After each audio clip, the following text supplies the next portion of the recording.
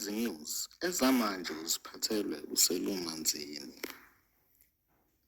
Umkhulumeli weqembu iMK Party uNhlamulo Ndlela uqinisekisile ukuthi umengameli weqembu uMkhonto weSizwe Party uMnumzane Jacob Zuma uzothamela icala lenkantolo ye-ANC eLuthuli House eGoli. Lokho kuzokwenzeka ngoLwesibili mhla ziyisi-7 kuyephezulu. Abaholi nabalandeli be-MK Party bamukelekile ukuthi bazomeseka.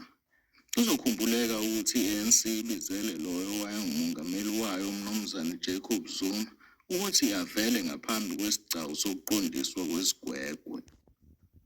Okhulumela i-ANC uMahlengi Bhengu Motsiri uthe iqembu liyacophelela uma kukhulunywa ngezindaba zokuziphatha kwamalungu alo.